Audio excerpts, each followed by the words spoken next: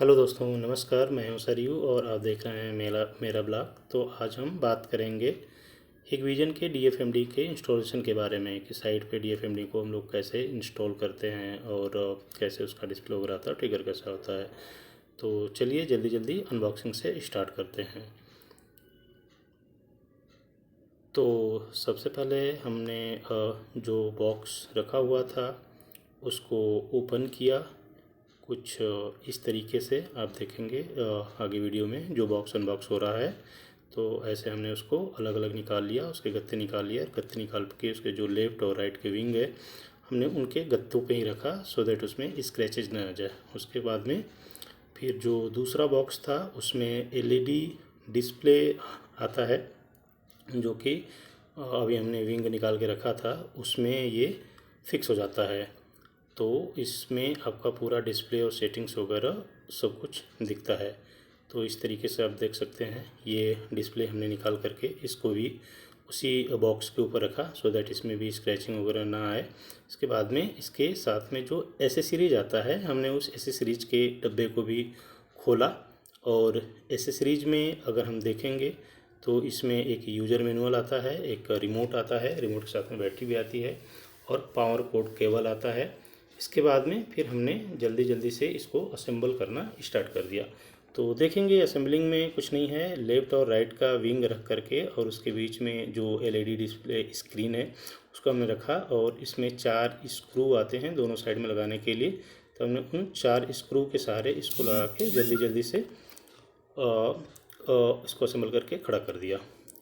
अब खड़ा करने के बाद में जो मेन कनेक्शन होता है उसका अंदर स्क्रीन को जो एलईडी स्क्रीन थी उसको खोलने के बाद में ये अंदर से कुछ कनेक्शन करने होते हैं जो कि लेफ़्ट विंग और राइट विंग को कुछ पावर का कनेक्शन होता है। और ये जो आप देख रहे हैं ये बेसिकली हमारे सिस्टम इंटीग्रेटर के इंजीनियर हैं जो कि अर्थिंग का कनेक्शन कर रहे हैं। बेसिकली अगर हम अर्थिंग का कनेक्शन नहीं करेंगे तो इस ये जो डीएफएमडी है ये ठीक तरीके से काम नहीं करेगा। तो हमने अर्थिंग का वो कनेक्शन कर दिया। इसके बाद में वो लेफ़्ट साइड का रेडी हो गया। अब राइट साइड का भी सेम वैसे ही कनेक्शन करना पड़ेगा अर्थिंग का।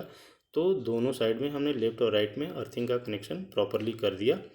और अर्थिंग का कनेक्शन करने के बाद में फिर इसमें आप देखेंगे तो पावर देने के लिए भी वो कनेक्टर हैं इसमें। तो उसमें कुछ नहीं करना होता है, कनेक्टर साथ में आते हैं वो आप देख रहे हैं जो सामने दिख रहा है। तो उस कनेक्टर को भी उसमें लगा करके और वो चूड़ी वाला होता है तो चूड़ी उसकी हम टाइट कर देते हैं तो इसका पावर और अर्थिंग प्रॉपरली हो जाता है। इसके बाद में इस डिवाइस को हमें बेसिकली ये न्यू जनरेशन की डिवाइस है तो ये लैन पे भी कनेक्ट हो जाती है। तो अभी ये भैया जो निकाल रहे हैं उसका पावर वाला ही कनेक्शन करने के लिए तो इस तरीके से पावर वाला ये सॉकेट लगा दिया। अब इसके बाद में ये लैन पोर्शन है, लैन से बेसिकली इस डीएफएमडी को हम लोग कॉन्फ़िगर कर सकते हैं ब्राउज़र पे एक्सेस करके। तो ये पीसीबी है बेसिकली, है ना। पीसीबी से हमने लैन कनेक्टर निकाला और लेफ़्ट हैंड साइड के विंग में उसको कनेक्ट करने के लिए दिया हुआ है उसका पॉइंट। तो उस पॉइंट में हमने वो करके और इसके बाद में इस बॉक्स को बंद कर दिया।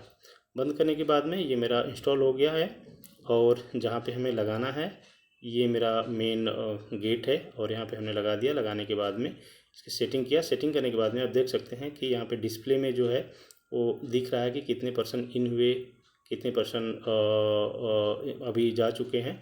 और नीचे एक ऑप्शन आता है उसमें अपना अगर कोई मेटल्स वगैरह लेकर के जाता है तो उसकी भी वो क्वांटिटी बताता है कि 136 137 दो जो है। अभी देखिए भैया जो है पहले बिना मेटल से जा रहा था, मेटल लेकर के जा रहे हैं। तो ऊपर जो मेरा 137 था अब बढ़ करके 138 हो जाएगा। तो इस तरीके से हमारा डीएफएमडी का अच्छा ये इंस्टॉलेशन कंप्लीट हुआ। Thank you.